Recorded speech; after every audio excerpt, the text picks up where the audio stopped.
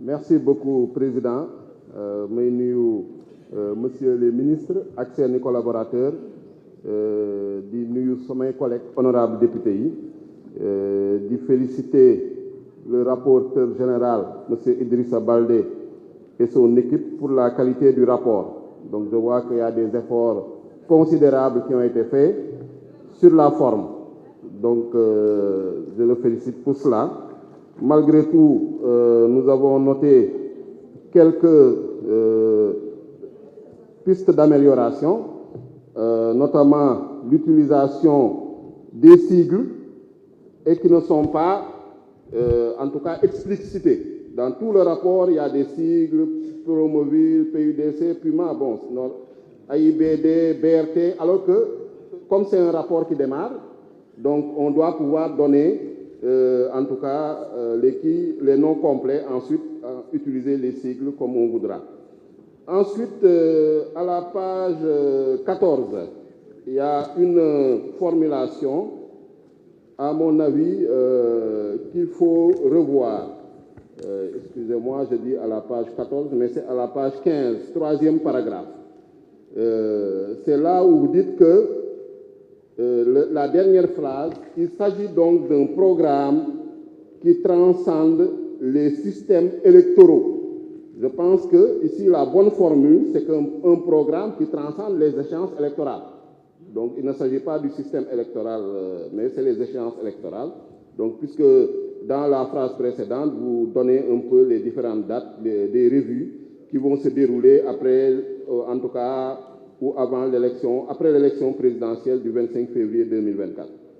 Ensuite, à la dernière page, à la page 17, là où on parle du rapport de la Cour des comptes sur les fonds de la COVID-19, bon, il y a des développements qui ont été faits sur les recommandations, les correspondances qui ont été adressées au département ministériel concerné pour avoir exactement le niveau d'exécution de ces recommandations, le nombre de recommandations donc, par catégorie, donc classifiées. Donc, ensuite, le fait que le Sénégal a été félicité par les partenaires techniques et financiers.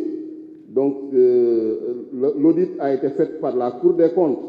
Donc, on s'est félicité également de la transparence. Mais il faut rappeler qu'on a parlé de détournement de deniers publics. Et le ministre lui-même a dit que la Cour des comptes les a épinglés sur le programme de résilience économique et sociale sur 6 milliards, tout en relativisant en tout cas ces 6 milliards, en disant que c'est 6 milliards sur 1000 milliards. Mais c'est quand même 6 milliards qui ont fait l'objet, en tout cas, de suspicion de détournement de deniers publics. Et ça, on ne le voit pas dans le rapport. C'est comme si on veut, c'est une observation sur la forme, je vous en prie, chers collègues, parce que le rapport n'est pas exhaustif. C'est-à-dire, dans le débat général et dans la réponse du ministre, on a parlé de ces détournements de deniers publics et du fait que le problème de la transparence et de la réduction des comptes, parce qu'il y a eu une enquête qui a été ouverte, la Cour des comptes avait demandé l'ouverture d'une information judiciaire en adressant, en tout cas, un courrier au ministre de la Justice. Le ministre de la Justice a dit qu'il n'allait pas accéder, mais il a saisi la direction des investigations criminelles.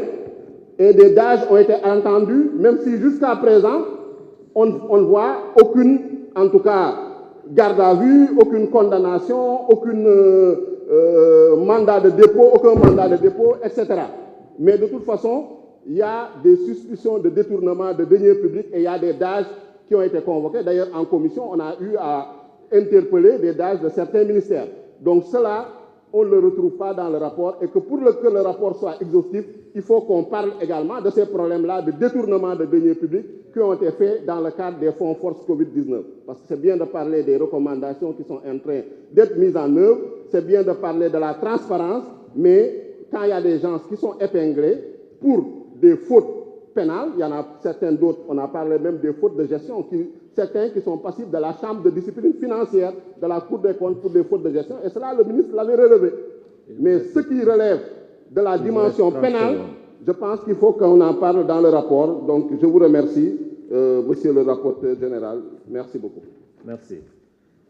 La parole est à Monsieur le rapporteur général sur les observations.